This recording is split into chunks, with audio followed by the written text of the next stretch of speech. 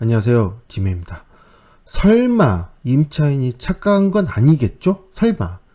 왜 제가 이런 얘기를 하는지 일단 이 물건을 보도록 하겠습니다. 용인시 기흥구에 나와 있는 아파트입니다. 84.504이므로 우리가 흔히 말하는 33평형 정도로 생각하시면 됩니다. 감정평가 금액은 5억 6천만 원이고요. 자, 물건을 보시면 2013년도 사용승인이므로 수리는 안 해도 되는 상황이고요. 26층 중에 16층이므로 아주 로얄층으로 볼 수 있습니다. 자, 권리 분석을 봐보시면 일단은 등기부를 보시면 2014년 3월 5일 근저당 날짜가 되고 있고요. 근저당이 말소기준 권리가 됩니다. 자, 그리고 전입자 권씨가 있는데 권씨의 전입일자 날짜는 2014년 4월 14일입니다. 자, 보다시피 근저당하고 전입신고 일자를 비교하면 근저당이 빠르죠. 얘가 빠릅니다. 빠름으로 전입자는 대항력이 있어요, 없어요? 대항력이 없게 됩니다.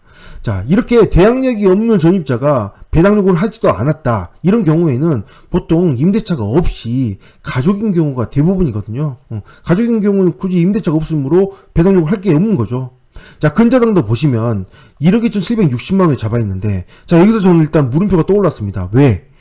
그 다음 근저당을 잡았는데 1순위 근저당은 은행인데요. 2순위 근저당은 갑자기 회사입니다.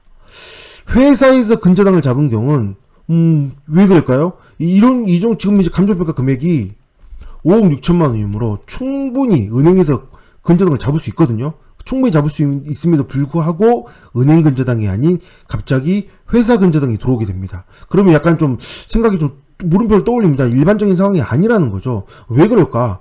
좀 생각을 떠올리는데, 그러기 위해서는 여러 가지 좀 봐야 되는데요. 먼저 등기부를 제가 봤더니 이 소유자 정씨가 등기부를 봤더니 이 물건지 주소가 아닙니다. 이 물건지 주소가 아니라는 것은 다른 데 살고 있다는 거죠. 다른 데 살고 있고 이 물건지는 또 다른 사람이 살고 있는데 제가 아까 얘기했듯이 이렇게 전입신고가 돼 있는데 대항력 없는 상황이 전입신고가 돼 있는데 배당 요구를 잘 하지 않았다면 세입자가 진정한 세입자가 아닐 가능성이 높은 상태에서 배당 요구를 하지 않고 소유자가 다른 데 살고 있다면 가족일 가능성이 굉장히 높거든요. 소유자와 이 전입자 권씨하고는. 그런 생각을 일단 하고 넘어가려고 했는데, 그래도 그냥 여기 이 근저당 부분이 좀 이상하다는 생각이 들었거든요. 왜 이렇게 은행 근저당을 설정하지 않았을까? 그래서 제가 등기부를 일단 살펴봤습니다. 등기부를 봐왔는데, 자, 보다시피, 자, 등기부를 봤습니다. 등기부를 봤는데, 일단은 지금 현재 이 경매잖아요. 이 경매 2019 타경 220이라는 그 등기부로 경매로 진행이 됐는데, 봐보니까, 바로 2019년도 같은 해에 등기가 한 번 더 임의경매가 있었고, 이게 임의경매 개시결정 등기 말소가 되고 났습니다. 취하가 되고 나서 다시 또 경매가 진행되었거든요. 저 보다시피 같은 곳이고요. 같은 회사이고 경매가 진행이 되었다가 취하가 되고 다시 경매가 왜 이렇게 됐을까? 라는 생각이 좀 떠오르게 됩니다. 그러면 여기에 있던 2019 타경 503718 여기에 지금 말소가 되었지만 이런 정보들도 또 봐보면 되거든요. 정보란 건 많을수록 좋습니다. 그래서 지금은 주말 처리가 되어 있지만 과거에는 어땠는지 한번 살펴보도록 하겠습니다. 자, 봐봤습니다. 봤더니 5억 5,800만 원에 시작이 되었다가 취하가 되었습니다. 취하가 되었고 똑같이 소유자, 채무자, 채권자는 전부 다 동일했습니다. 그리고 밑에를 봤더니 정말 어이없는 상황이 나왔습니다. 자, 보다시피 근저당 똑같고요. 우리은행 근저당 회사 똑같고요. 똑같이 경매를 넘긴 것은 똑같습니다. 자, 그런데 말소기준 권리도 똑같아요. 근데 이거를 봐보세요. 이거 권씨가 2억 8천만 원이라는 세입자가 있었던 거죠. 당시에 전입신고일자, 확정일자 같고요. 배당 요구까지 했었습니다. 똑같이 대항력이 없으므로 세입자는 대항력이 없는 상태에서, 즉 1억 2,760만 원 있는 상태에서 2억 8천만 원에 세입자가 들어왔었던 거예요. 그래서 그럼 이제 이 생각이 들게 됩니다. 2억 8천만 원의 세입자가 있는데 현재 경매 물건에서는 왜 배당 요구를 하지 않았을까요? 왜? 한 가지 생각해 볼 수 있는 거는 세입자가 보증금을 받고 나갔을 가능성도 생각해 볼 수 있는데, 현황 주소를 보면 거주를 하고 있다 나오고 있습니다. 그렇다는 것은 돈을 아직 배당을 못 받았다는 얘기인데, 이거 왜 어떻게 된 걸까요, 이거? 이게 만약에 정말 제가 지금 생각하는 정말 최악의 상황, 세입자가 설마 정말 설마 같은 해에 제가 아까 보여드린 같은 해에 경매가 나왔고 취하가 되었고 다시 경매가 시작됐는데 설마 배당 요구를 했다고 생각하고 배당 요구를 안 한 건 아닐까요? 만약에 그런 일이 생긴다면 이 세입자는 정말 난리가 날 텐데 정말 그런 생각이 듭니다. 저 보다시피 과거 정보에는 세입자가 있습니다. 2억 8천만 원에. 지금은 취하가 되었지만 2억 8천만 원의 세입자가 충분히 있었고 배당 요구를 했었던 세입자가 지금 현재 경매에서는 왜 배당 요구를 하지 않았을까요? 배당 요구를 하지 않은 세입자, 진짜 만약에 정말 실수로 배당 요구를 하지 않았다. 그러면 배당 요구를 하지 않았으므로 세입자는 전혀 배당을 받지 못합니다. 지금 현재 임일권이 감정평가가 5억 6천만 원인데요. 시세를 보시면 엄청 많이 올랐습니다. 지금 시세가.